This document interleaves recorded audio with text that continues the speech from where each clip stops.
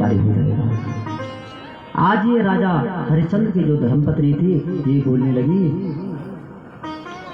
कि मैं जो खुद लिखूंगी, बोले मुझे भेज दो। आज राजा की धर्मपत्नी एक रानी बोल रही है कि मुझे जो है आप भेज दो। क्या करें, अयोध्या में आज उस ब्राह्मण यहाँ जो है नौकरी करने लगी, सेवा करने लगी। बोले ठीक ब्राह्मण जी कि मेरे यहाँ से तुम नौकरी करो।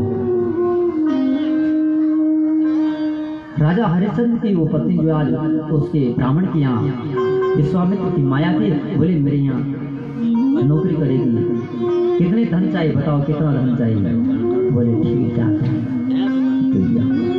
धर्मपत्नी जो नौकरी करने लगी, धर्मपत्नी जो आज नौकरी करने लगी, जो धन आया उससे भी काम नहीं बना, वो भी कम पड़ गया। अब जब वो धर्मपत्नी को देने लगा, बालक के जैसे रोने लगता है, क्योंकि माँ और बेटे का नाता अटूट है।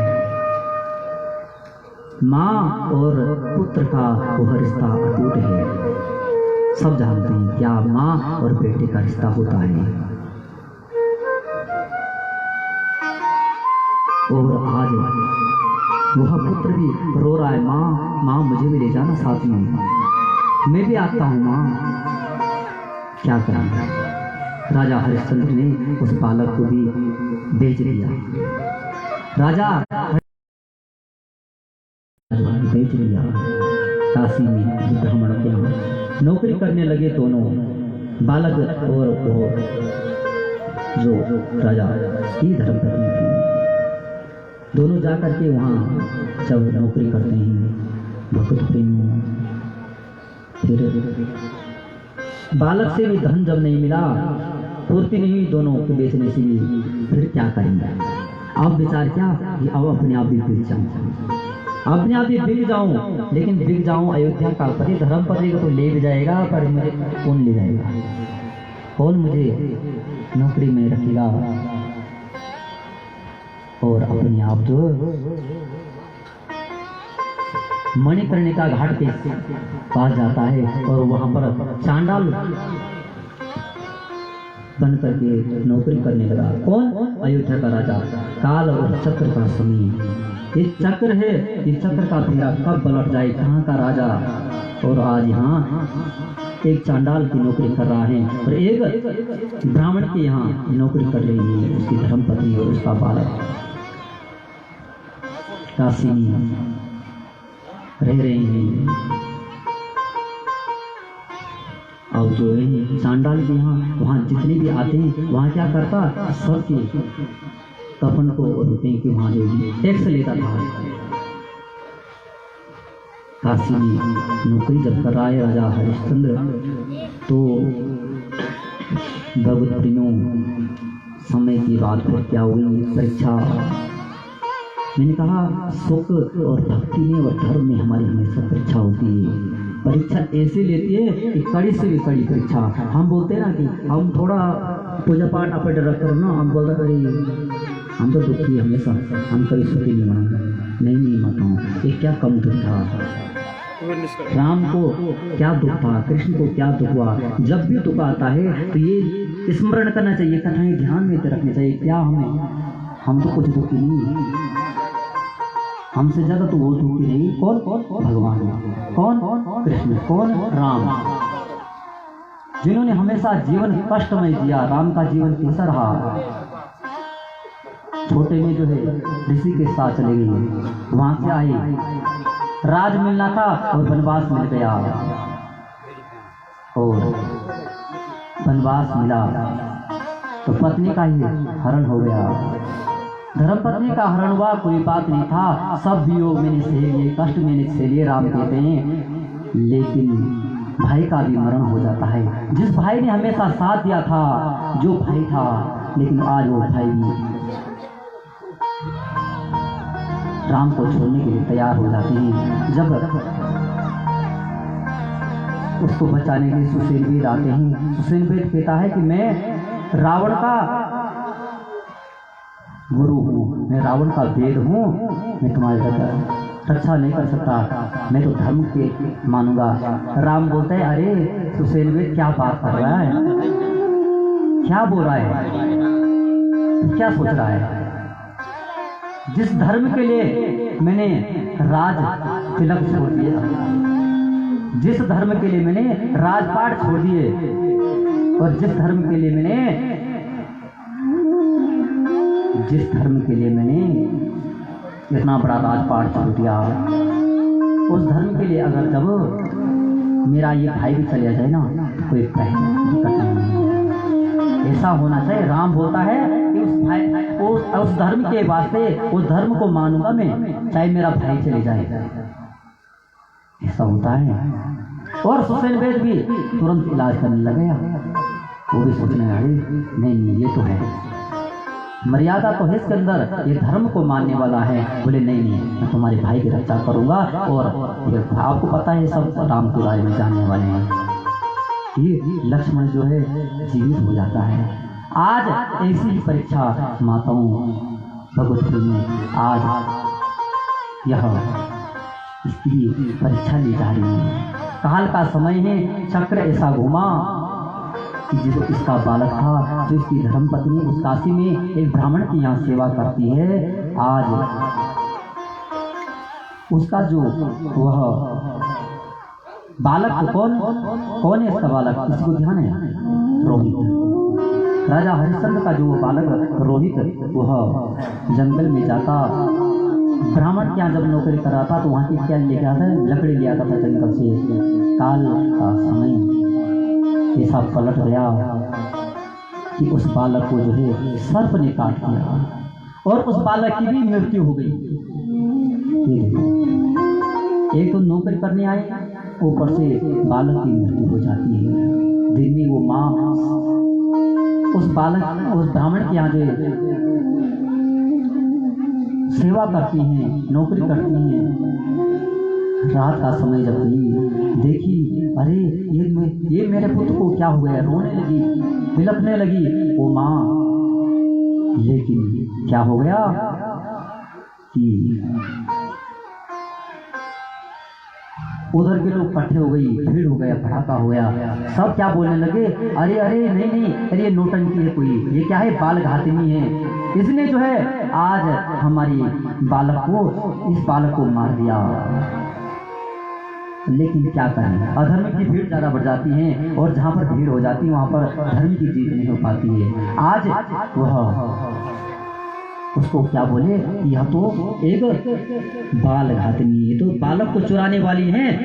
आज ऐसा दोष किसको लग गया, उस माँ को लग गया, उस हरिश्चंद्र की जो धर्मपत्नी थी और रानी है जो अयोध्या की, आज उसको ऐसा काल का समय घेर चुका। यहाँ तो बालक मर चुका, और यहाँ जो उसको मारने के लिए तैयार हो गए। इतना नहीं, ऐसा करो वो वहाँ जाओ और उसको बुला करके लाओ, किसको, चांडाल का। और वह कौन था, वही स्वयं आ गया। राजा क्या करे, नौकरी कर रहा है, और पहुंच गया वहाँ उस ब्राह्मण की यहाँ, बोले लाओ उसको, और उसको जो है इसको अभी मरवा दो, किसको, जो इसकी पत्नी है, धर्म पत्नी है। बोले इसने इस बालक घातनी बालकों के बच्चों को जो मारने वाली है, इसको भी मार दो। अब क्या करेंगे, ये तो संसार है। जब भीड़ इकट्ठी हो जाती है तो कोई कितना भी चिल्लाए नहीं मानता। आज ऐसा समय आया, नहीं समझ पाए कि यह कहाँ समझ, वो तो एकदम काला सा हो गया, दाढ़ी बढ़ गई, पूरा एकदम उसका बेस ही बदल गया। उसके जो पति थे, जो राजा हरिश्चंद्र, उनका बेस एकदम काला सा हो गया। भाई घाट पे रहने वाले, चांडाल का काम करने वाले, एकदम दाढ़ी से बढ़ गई, एकदम पूरा एकदम बदल गई। वो पहचान नहीं पाई कि तुम मेरे पति है। जब उसको मारने के लिए तैयार हुई तो उसी समय क्या होता है, वो बोलती है कि एक काम करो, मैं मरने के लिए तैयार हूँ, मुझे मार दो, लेकिन क्या मेरी इच्छा पूर्ण हो सकती है? क्योंकि जब पहले किसी को मारा जाता है, मृत्यु दंड दिया जाता था, तो उसको पहले बोलते हैं कि इसकी इच्छा क्या है, अंतिम इच्छा, इसको पूर्ण करने। बोले एक अंतिम इच्छा है कि मैं अपने पुत्र का अंतिम संस्कार स्वयं जाकर के घाट पर जाऊं और घाट पर पढ़ूं, अपने पुत्र को घाट पर ले जाकर के उसको जो है संस्कार उसका करा। बोले ठीक है, क्या करें? बोले ठीक है, अगर चाहती तुम्हारे मन में यही है तो ठीक है, हम तैयार हैं, चलो अभी चलो। और अब जो कौन राजा हरिश्चंद्र भी साथ में, वो सब लोग वहां चले गए, कहाँ? घाट पे। और जब घाट पे आते हैं